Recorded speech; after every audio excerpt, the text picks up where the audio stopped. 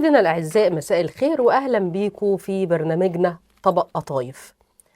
طبعا برنامجنا طبق قطايف اللي بياخدنا لرمضان زمان، رمضان اللمة، رمضان راحة البال، رمضان الروح الحلوة، اللمة الصادقة مع العيلة، ذكرياتنا والزينة والفوانيس وكل نفحات رمضان الجميلة. كل سنة وانتم طيبين، رمضان كريم علينا وعليكم وعلى كل حبايبكم، وإن شاء الله دايما بيوتكم مليانة زينة رمضان. هنشوف رمضان في حلقتنا النهاردة بين الماضي والحاضر، العادات، التقاليد، الدراما، حتى الأكلات. والنهاردة حلقتنا مميزة جدا لأن معايا ضيف مميز جدا جدا جدا. ضيف قدر بإحساسه الدافي، بألحانه، بعزف موسيقى بتاعته، إن هو يوصل لقلوبنا وليه أحاسيسنا بسبب الصدق في المشاعر والموهبة المتميزة. ضيف النهاردة من بلاد الرافدين، من بغداد، من العراق، أرض الفن والحضارة والثقافة والفنانين وكل شيء حلو.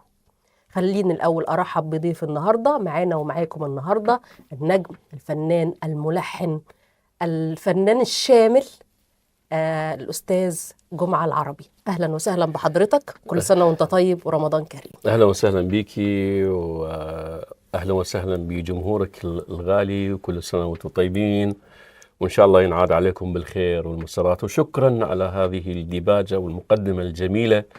أتمنى أن أكون بقدر هذا الكلام اللي قلتيه وبمستوى هذا الكلام الجميل والإطراء الرائع من حضرتك، وأوقاتكم سعيدة إن شاء الله. إن شاء الله.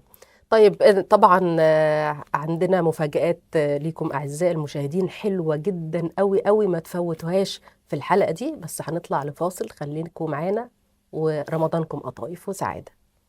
طبق قطايف مع غادة غلاب على بيروت اليوم. شهر كلم شهر، علم شهر، سلم شهر، لما وصلنا لأجمل شهر. احنا جيل نيلي وشريهان وفطوطة وعم فؤاد وبوجي وطمطم وعم شكشك كمان، وبعد الفطار بنجري ورا أبو كف رقيق وصغير وعيون فنان محتار بكار. احنا اللي كنا بنستنى برامج المسابقات كلام من دهب مع طارق علام، وبعدين نستنى علشان نتفرج على فوازير نيلي وشريهان، ونتفرج على ألف ليلة وليلة كمان، والضحك يبقى للركب مع الكاميرا الخفية، وبعديها نتفرج على أرابيسك وليالي الحلمية والمال والبنون ورأفت الهجان، والسهرة تحلى مع يا تلفزيون ياه، ونكمل سهرتنا مع سيد مكاوي والمسحراتي اصحى يا نايم وحد الدايم. رمضان كريم. في برنامجنا هاخدكم لرمضان التسعينات، رمضان البركة وراحة البال، عشان كنا ساعتها عيال. طبق قطايف مع غادة غلاب على بيروت اليوم، انتظرونا. ورجعنا لكم بعد الفاصل أعزائي المشاهدين، ومكملين حلقتنا الفنية بامتياز، حلقتنا المميزة مع الملحن والموسيقار الكبير والفنان جمعة العربي. وعايزين بقى نسأل حضرتك كده، احنا طبعا في رمضان، عايزين نعرف رمضان كان في بيتكم عامل ازاي زمان؟ نرجع كده ذكريات قديمة، كان ازاي؟ والله هو شوفي، قبل دخول التكنولوجيا كان الوضع في كل شيء هو مختلف تماما. يعني بصراحة هذه المواضيع والطقوس الروحانية والطقوس اللي مرتبطة بمشاعر الناس وبالمناسبات اللي تأتي بالسنة مرة واحدة، هذه إلها خصوصية تماما. فبصراحة التكنولوجيا استطاعت أن تأثر على كل شيء، ولكن هذه الطقوس لم تؤثر عليها كثيرا. يعني الفوانيس هي الفوانيس، العادات، اللعب. احنا عندنا بالعراق موضوع آخر يختلف عن البلدان العربية. أنا بصفتي أنه رايح لأكثر العواصم العربية، فشايف رمضان في كل بلد. يعني رمضان هو في البلاد الإسلامية تتشابه كثيرا، ولكن في مثلا مصر لا تشبه. اي إزاي؟ بلد ممكن نعرف إزاي؟ اقول لك ازاي. آه. حنجي لهذا الموضوع. أوكي. فاحنا نريد نقارن بين رمضان سابقا ورمضان سابقا يعني أو مثلا كنتوا بتعملوا الأكل بدري ولا بتستنوا مثلا؟ احنا ولا كنا نعرف ولا ندري عن الاكل ولا نعرفه. هو الاكل اللي يجي جاهز. الام هي سيدة البيت وهي اللي تدير الأمور. هي تدير الامور ونشوف السفرة عامرة. والاجمل شيء انه الناس الجيران حد يبعث للاخر. فتلاقي انت اليوم طابخه كذا تبعثي لجارتك طابخه شيء ثاني تماما. فتقول لي له احنا اليوم مش طبخنا هذا الموضوع. هذا منين؟ تقول لك هذا الجاره ام فلان بعثته.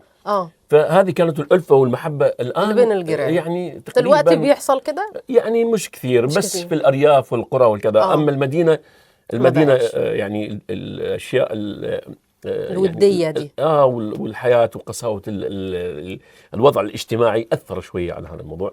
ولكن هي الطقوس باقية. يعني صلاة التراويح موجودة. السهر بعد ما يتم الإفطار وتقوم الصلاة والسهر بالليل والمسامرة. زيارة الأقارب والأصدقاء. مسابقات. احنا عندنا المحابس اللي المحبس بيحطوه في إيد مجموعة كذا وواحد يطلعوا من كل هذول يطلعوا من الإيد اللي محطوطة. بيخمنوا بس في ناس زي مسابقات رمضان ده بس فوازير. ده فارس تلاقي 200 أو 300 حد قاعد وهو محبس واحد يطلع من ايد واحد من كل هذول ال 300. له فراسة في اختيار الشخص اللي معه. يبين على وشه اللي بيخبي المحبس بيبين على وشه على طول. فبيعرفوه. هذا بالنسبة للعراق. لحد الآن هذه التقاليد موجودة. اللعبات موجودة. اللعبات دي موجودة عراقية دي. أي أنا شفت شيء بالعراق غير اللي إحنا عندنا. الصبيان الصبية الصغار يعني 13 14 15 يعني قبل ال20 هذول يعملوا جمعية بكل منطقة ويجوا وقت السحور بيعملوا إنه يعني يقعدوا الناس يصحوا الناس اللي هو ما حدش نايم بس يفكرهم إنه راح يكون السحور زي فكرة المسحرات بالضبط. بس شباب صغار وهاي في نهاية الشهر كانوا بيمسكوا زي يعني مثلا المسحرات في مصر بيمسك طبل أو كده. لا مصر غير. لا مصر. هل كانوا بيمسكوا حاجة ولا فقط ينادوا؟ يمسكوا بس مش طبل والحاجات دي. يمسكوا ايه مثلا؟ الطبل الكبير ده البوم ضم يعني مش مبكر. ده موضوع تاني. الواحد يفطر ويعمل كده عندكم. ايوه فعلا. ايوه طيب بالنسبه ايه العادات اللي حضرتك بتبقى يعني لازم مواظب عليها في رمضان سواء كانت عائليه او روحانيه؟ يعني اول ما يجي رمضان لازم تواظب عليها العاده دي. لا هو شوفي خاصه هذا الشهر يعني حتى الناس اللي ما بتصلي واللي مشغوله واللي هذا الشهر خلاص يعني كل حاجه تنتهي. يتفرغ الانسان الى العباده والى يعني يتقيد أكثر من الأيام. هي المفروض متقيد في كل الأوقات. صحيح. ولكن الشهر هذا له خصوصية. حتى الإنسان اللي ما بيصلي طول السنة بهذا الشهر يصلي ويلتزم ويصوم. والتراويح برضو صلاة التراويح. لا دي قلت لك هذه في أشياء جماعية مسلم بها. أكو أشياء جماعية الناس مجموعة تقوم بها يكون فيها لذة أكثر. يعني مثل الماتش كرة القدم. لما يكون ماتش من غير جمهور ومن غير الناس متفقين على نادي مثلا غير ما أن تكون مباراة من غير جمهور من غير كذا. فالناس اللي متفقين على شيء هم ذول اللي يسهرون مع بعض اللي يتزاورون اللي يوزعوا الحلوى على الموجودين على الناس الموجودين. هذه الأجواء موجودة. طيب هنرجع بقى برضو لرمضان زمان ونحاول نفتكر كده أول سهرة رمضانية غنيت فيها. والله شوفي امتى دي؟ يعني هو احنا لا اول سهره غنيت فيها قدام صحابك او قدام حد يعني ملأ من زمان وانا تفتكر الاغنيه؟ تفتكر الاغنيه لا اللي غنيتها؟ والله مش فاكر. طب عايزين اغنيه كنت بتغنيها وانت طفل. كثير من الاغاني انا بصراحه يعني قبل لا يعني اكون لي لوني والي شكلي الخاص. يعني بتعرفي انه كل فنان يتاثر بمطربين الناس اللي سبقوا. فمثلا انا كنت متاثر جدا بالفنان الكبير ناظم الغزالي مثلا. فهذا كان النموذج الغنائي الصح. صح. اللي وصل حتى للوطن العربي لانه ما وصل اعتباط. وصل لانه بيقدم فن صح وعنده حضور قوي عنده قابلية التوصيل. في كثير من المطربين حلوين بيغنوا صح بس ما عندوش قابلية التوصيل. ايوه فاهم. طب ممكن تغني لنا حاجه بسيطه؟ أويل أويل أويل يا ويل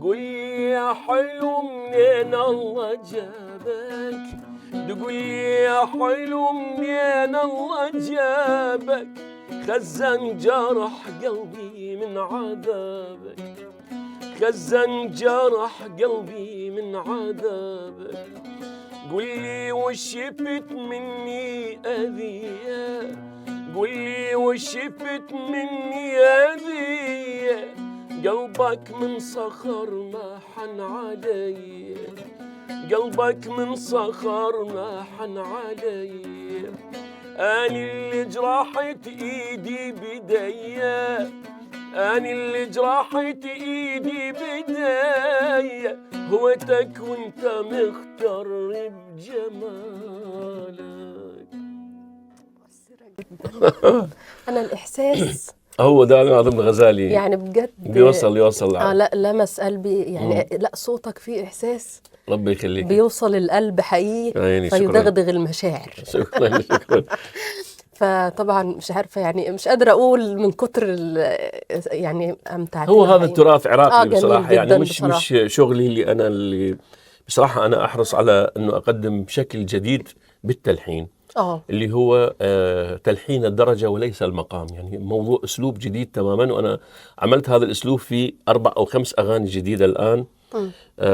في اغنيه عن لبنان عن فيروز طبعا القامه الكبيره هذه الرائعه.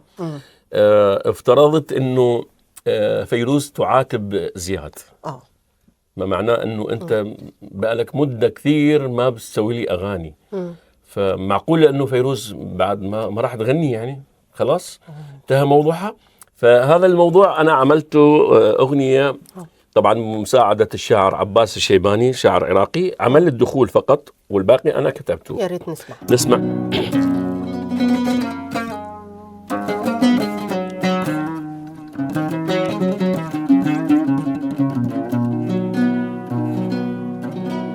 لماذا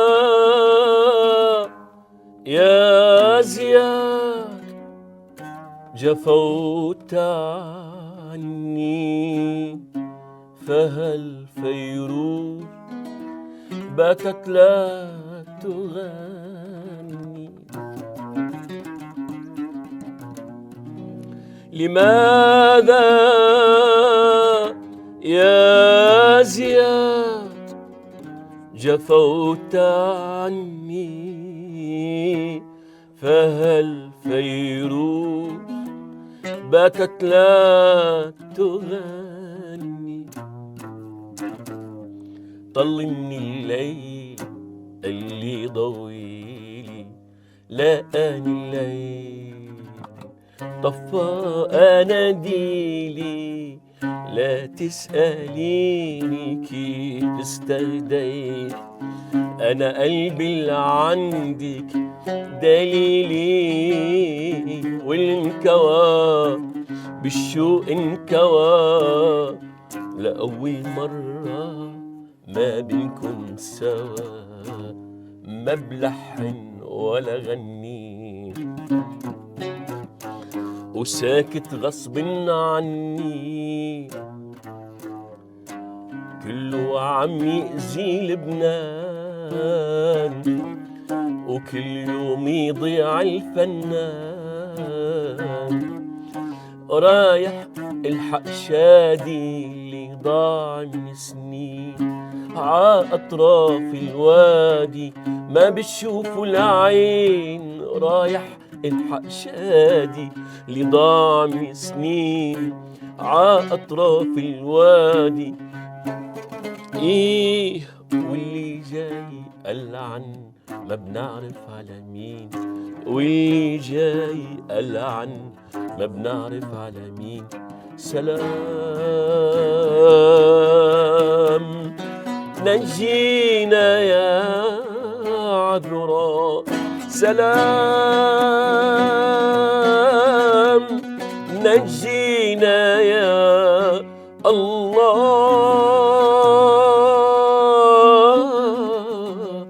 يا الله. الله الله الله عليكي. الله الله بجد. عليكي. تسلمي. كنت هتخليني اعيط على فكره يعني خلاص. لا انت عاطفيه جدا أنا وحساسه. شكلي كده انت والله. برد شنو؟ العذراء. لا العذراء. مع السلامه. طبعا تحيه كبيره يعني لايقونه الطرب اللبناني الفنانه فيروز. الطرب العربي أيضاً. كله طبعا. ايوه ايقونه يعني الوطن شوفي العربي. اقول لك شغله، العالم كله. العالم كله. فيروز تكاد الفنانه الوحيده اللي لم تتاثر بالغناء باقي البلدان. كل الفنانين تاثروا بالغناء المصري، لكن فيروز مع انه غنت لعبد الوهاب وغنت للصنباط وغنت ولكن شكل الغناء الرحابنه عملوا شكل جديد تماما لم يشبه اي شكل اخر. ايوه. تحيه كبيره. تحيه كبيره طبعا للفنانه فيروز، وبنقول لها يعني كده يا ريت عايزين العمر المديد ان شاء الله. ان شاء الله. ويا ريت ترجع تغني يا ريت. والله. أيوة. طيب كنا عايزين بقى نتكلم عن يعني اعمالك الجديده.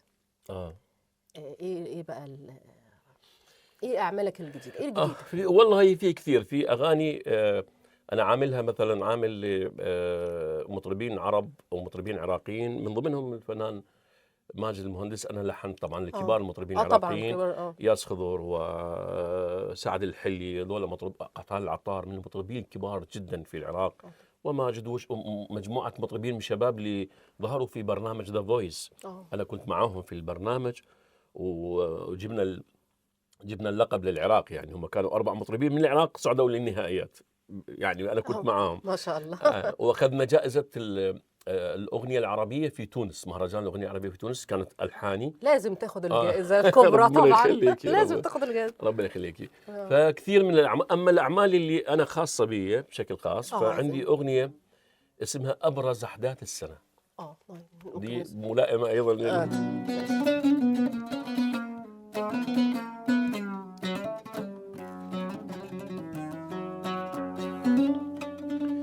أبرز أحداث السنة إنك حبيبي، وأجمل أيام العمر إنك معاي.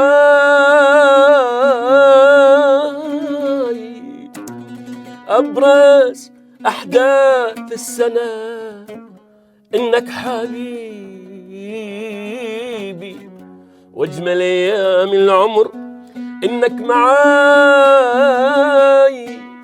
والأهم من هذا كله، الأهم من هذا كله، إحساسك كسبك ورضاي، إحساسك وكسبك ورضاي. الماي تحتاج شفانا لما نعطش، الماي تحتاج شفانا لما نعطش، وانت يحتاج الطعم شفتك الماي.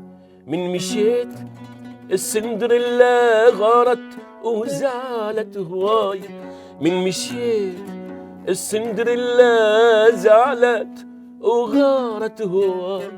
صفنيت هامت ومكبت، صفنيت هامت ومكبت، وشكسبير الضايق وبلش هجاي. شكسبير الضايق وبلش هجاي، شكسبير الضايق وبلش هجاي. أبرز أحداث السنة إنك حبيبي، وأجمل أيام العمر إنك معاي معاي معاي. الله الله، برافو. الله يخليكي. بجد بجد. ربنا يخليك. ما شاء الله. إحساس دافي ربنا يخليك، مميز، نبرة صوت يسلمك يا عيون. بجد بجد يعني مش تسلم عارفة مهما أقول أنا خلاص. شكرا جزيلا لك. طيب إحنا نطلع لفاصل دلوقتي عشان خليكم معانا. طبق قطايف مع غادة غلاب على بيروت اليوم. شهر كلم شهر، علم شهر، سلم شهر، لما وصلنا لأجمل شهر. إحنا جيل نيلي وشريهان وفطوطة وعم فؤاد وبوجي وطمطم وعم شكشك كمان. وبعد الفطار بنجري ورا أبو كف رقيق وصغير وعيون فنان محتار بكار. إحنا اللي كنا بنستنى برامج المسابقات كلام من دهب مع طارق علام، وبعدين نستنى علشان نتفرج على فوازير نيلي وشريهان، ونتفرج على ألف ليلة وليلة كمان، والضحك يبقى للركب مع الكاميرا الخفية، وبعديها نتفرج على أرابيسك وليالي الحلمية والمال والبنون ورأفت الهجان. والسهرة تحلى مع يا تلفزيون ياه، ونكمل سهرتنا مع سيد مكاوي والمسحراتي اصحى يا نايم وحد الدايم. رمضان كريم.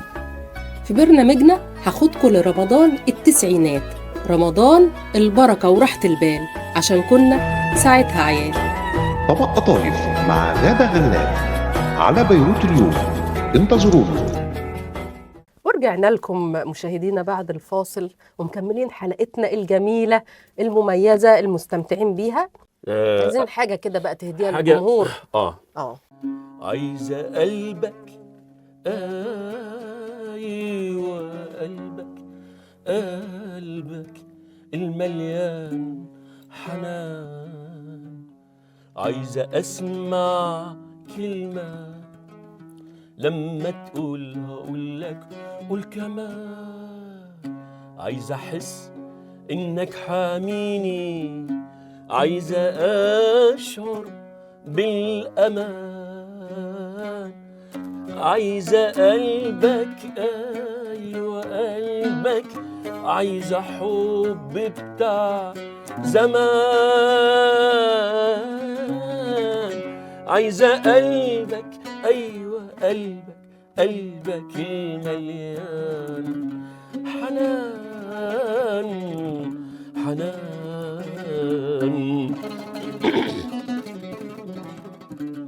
جاي تسأل عن دموعي، قلت لك قلبي طفاها. لما نار الحب تبرد كل شيء يبرد معاها. شوف زمان أيام حنانك، دمعي كان ازاي بيجري، كان بيجري لما حبك كان ضنايا وابن عمري. كل ده ولسه انت برضو جاي تسأل عايزة ايه، عايزة ايه.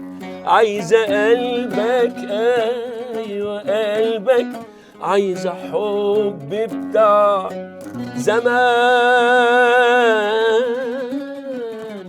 عايزة قلبك، ايوه قلبك المليان حنان.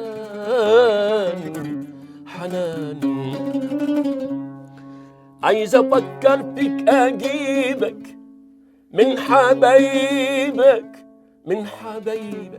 من صحابك، تيجي جنبي وتشاركني وتبقى عارف اللي جابك. كلمة منك كلمة مني، أنسى خوفي وأنسى حيرتي. كلمتين احنا نسيناهم يا حبيبي يا حبيبتي يا حبيبتي. كل ده ولسه انت برضو جاي تسأل عايزة ايه، عايزة ايه. عايزة قلبك، ايوه قلبك، عايزة حب بتاع زمان. عايزة قلبك، أيوة قلبك، قلبك المليان حنان، حنان. الله الله الله الله، أكتر من رائعة. إيه ده؟ بس- اللحن ده، الصنباطي ده الصوت الصنباطي. ده بقى فعلا آه. حاجة فعلا من الحاجات النفحات زمان في فعلا. أغاني مظلومة للأسف. لا يعني. فعلا مظلومة جدا. إيه ده؟ إيه الجمال ده؟ حلو أوي. كلام كلام. لما حبك كان ضنايا وابن عمري. الله أكبر. الله الله. ايه ده حسين إيه ده سيد صحيح؟ ده كارثة إيه حسين. ده بجد؟ والله. لا جميلة جدا جدا جدا. أنا كتبت بقى بقول مش مجروحة لكن روحي اللي بتوجعني، مش مجروحة لكن قدر اللي ضيعني. أنا جرحي من أقرب ناسي، جرح الروح وجرح إحساسي. أنا زي اللي بتطلع روحة، أنا مدبوحة مش مجروحة. لو في الجسد الجرح يطيب، أنا جرحي من أغلى حبيب وأعز حبيب، كان أقرب من روح الروحي، واخد قلبي وشاغل روحي. وبتسأل مالك مجروحة، أنا زي اللي بتطلع روحة، أنا مدبوحة مش مجروحة. الله، جميلة جميلة. يعني أكتر من رائعة. مش عارفة مهما أقول، ربنا يخليك. مش عارفة أقول لك إيه والله. تسلمي. طيب إحنا للأسف وصلنا لنهاية حلقة النهاردة. طبعا أنا بشكركم وبقول لكم تاني كل سنة وانتم طيبين ورمضان كريم، وإن شاء الله تقضوا رمضان كده. وخلي بالكم رمضان ما يحلاش من غير طبق قطايف. اللي أختم بيه طبعا اللي هو الشيء اللي هو الشيء الكبير بعد الله هو الأم. طبعا أجمل اسم بعد الله اسم الأم.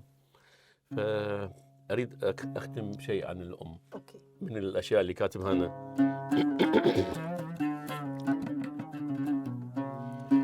ممكن تلقى أم تربي أجيال، ممكن تلقى أم تربي أجيال، بس ما تلقى جيل يربي أمه. أمي للبشر مجموعة ورود، تنطل عطر للرايد يشم.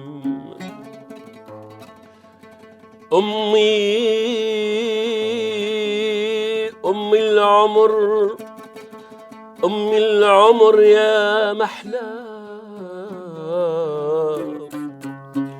أمي وطن وطن يا محلى.